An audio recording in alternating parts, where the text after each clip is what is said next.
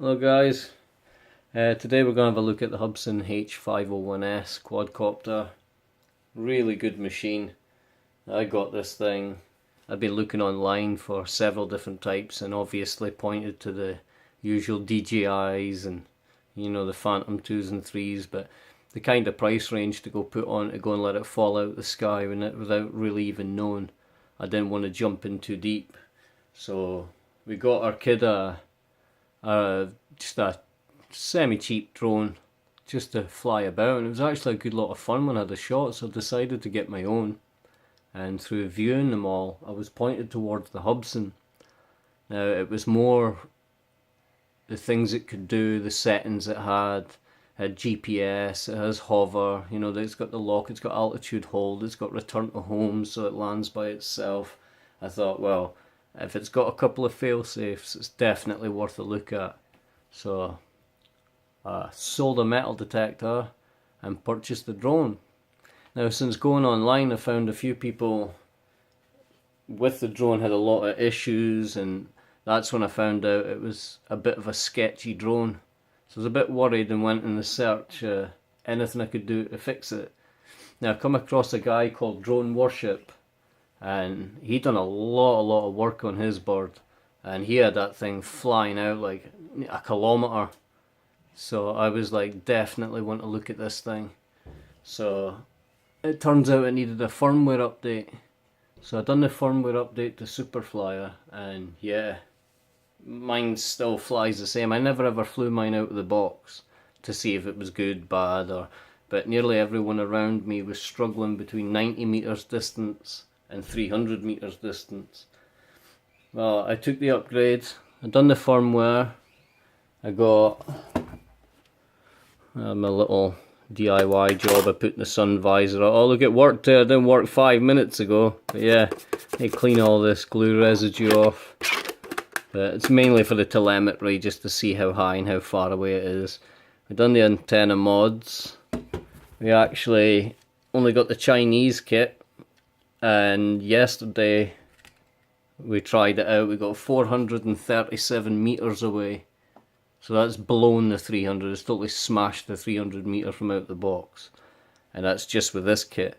I've also been told that the firmware upgrade that I've done has actually cancelled me out in a bit of range that I could be getting. So if I change my TX firmware to 4.2.8 on Superflyer, I should be getting mega range. I was speaking to a guy, Gert, the other day.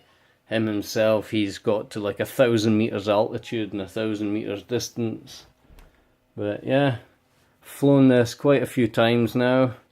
It is absolutely rock solid, stable, comes back every time I ask it to. The picture is amazing. I get to see exactly what I was looking to see. Some views are high up of where a metal detect over the hills of Scotland, surrounding areas, and also looking for areas which could be metal detected.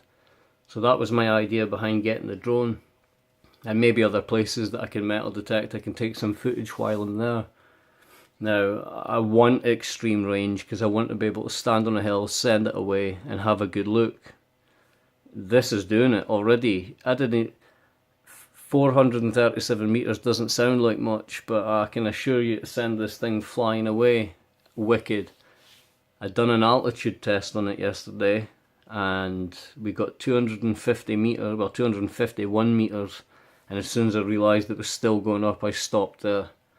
I mean, to me, 250 meters was quite scary, but I can vouch for this machine, and it is an excellent machine. It's gleaming, it's nice looking, it's compact, it's got features like follow me mode. It's a bit squint on the camera, but if you know which way it's a bit squint, when you're doing stuff, you know which way to head to keep yourself in the centre, so not that much of a big deal. They're having all that telemetry on the controller, amazing.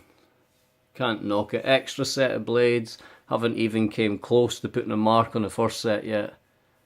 It's hit the ground, it's not hit the ground, but as I was bringing it down on a really windy day, it went kind of sideways, so the blades hit the ground first, and there's not a mark on them. There's no issues.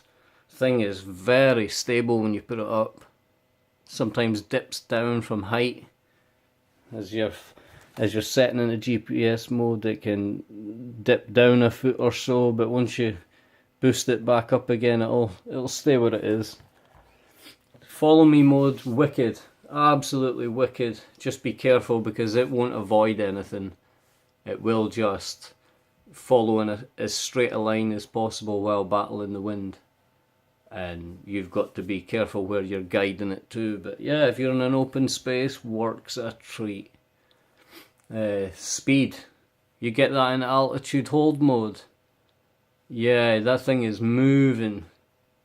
And be careful because on full, when you're aiming full lock forward or full forward, it will go towards the ground. So as long as you're boosting up as well now and then, you'll keep yourself up and off the ground. I have got a set of goggles coming. It was meant to be the first set that I bought, but it took about 6 weeks to get here, and they're nowhere near as good as the second set, which is the first set I bought, which is the Eachine VR D2. So they've got diversity. I've heard it's a lot better. I've tried them out, works a treat. Strained my eyes a little bit, but there might be a way of remedying that. But so far I can see through the Hubsan's camera fine. Footage is excellent. Can't knock it. Records good footage. Get excellent distance just now, but possibly be upgrading the firmware just so I can have it at its maximum. I will be upgrading the battery on the back of the controller, as my controller never came with a JIST connector inside the battery bay like a lot of the newer models, but the newer models seem to have the parts where I had the clip-on connectors for my aerials, the antennas. They're now soldered onto the board on the newer ones, so I got away with that.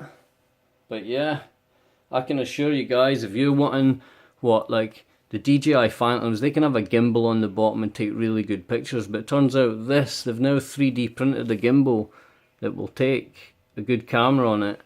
So you could even stick your own gimbal onto the bottom of the thing. So if you've got a gimbal, you don't have to be paying over £1,000 for a drone just to carry that decent gimbal. This thing will do it, man. Cracking little stable bird. I've seen people shoving GoPros underneath the thing and that weight is still fine. Dual battery mods on the actual drone, velcroing another big battery underneath it, getting like half an hour fly time.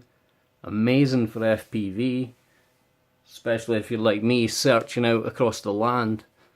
You need to cover a couple of fields, get a bit of height, have a view of how the terrain is. Wicked tool. And I would advise anybody before jumping ahead and buying a £1,000 drone, definitely check one of these first. Now they're getting a bit of bad hype just now because people think the quality control's bad, but a couple of videos and you get everything you need. This has been my review or overview of my Hubsan. I'll have a few videos up you'll be able to check out for yourself. It's a fully capable machine. It can withstand wind up to about 10-11 mile an hour.